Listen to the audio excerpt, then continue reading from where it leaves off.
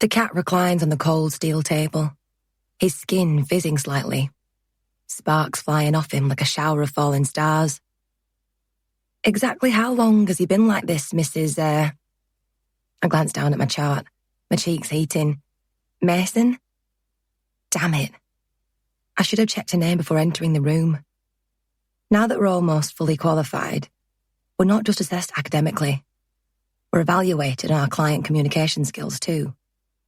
Tonight, when Mrs. Mason leaves, she'll be asked to give her feedback. Will I be marked down for forgetting something so, well, basic? The urge to check the strap on my wrist rises, and I fight it down with difficulty. It's an action that's become so reflexive, I often do it without thinking. But I shouldn't, not in front of a client. If I annoy her, it'll make it even more likely she'll give me a poor review. Later, I'll check my marks later. Right now, I need to focus on the current problem.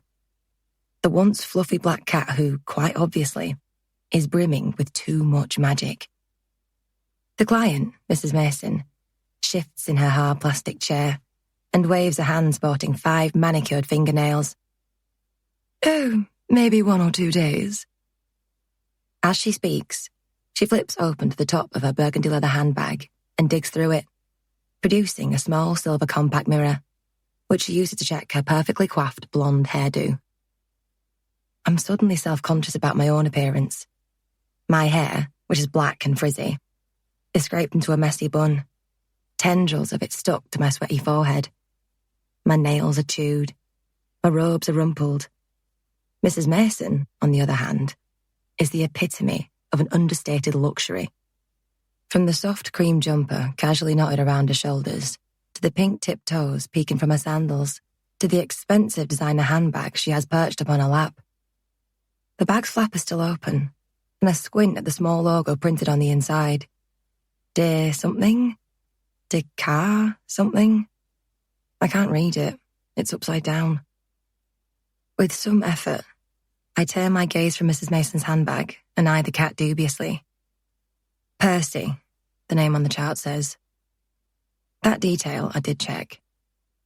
I never forget to check the animals' names. Memorize their signalments. My attention always zeroes in on what I'm most interested in, the patient. It's only ever the humans whose names I forget, who I tend to see as an unfortunate, unavoidable side effect of a career working with animals. He's 14 years old, according to the notes, but to be honest, he looks much older. His hair has fallen out in patchy clumps. His tail has a kink in it from a poorly healed break, and he's missing one eye. The sunken divot in his skull covered with fuzzy black fur. I know from reading his history that he hasn't visited a hospital since he was a kitten, when all witches' familiars receive their inoculations against magical diseases. But even without reading his chart, I can trace the resonant echoes of previous injuries. The lingering aura of magic. So dull with age, it tells me he was forced to heal over a very long period of time. What happened to him? Had he been kicked by a horse? Hit by a car? Stomped on by a dragon as it landed from flight? With my magical senses, I can see the ghostly outline of an eyeball popped out of its socket, the optic nerve stretched, frayed, blood collecting in the anterior chamber and obscuring the yellow iris. The eye itself would have been unsalvageable. It probably died, withered and dropped off instead of being properly enucleated in hospital, under anesthesia. Bile churns in my belly. This poor cat suffered injuries that would have caused him unimaginable pain, and yet his family just left him. Swallowing down my revulsion, I raise an eyebrow. 1 or 2 days, you say? She narrows her heavily mascaraed eyes at me. That's right, she confirms, though we both know she's lying. Even without the extensive hair loss, the sheer amount of excess magic coming from this cat indicates that he's been sick for weeks at least. This level of magic would need to gradually accrue, the animal's body acclimatizing to it in slowly increasing increments.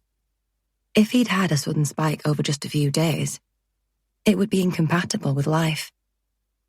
If that had happened, he'd have come into the hospital dead, And I wouldn't be locked in this room trying to decipher the upside-down brand name on Mrs. Mason's bag. I lean over the cat, but he swipes at me with one bedraggled paw, then jumps off the table. He approaches his owner, who by now is absorbed reading something on her strap, but she just frowns and pushes him away with her foot.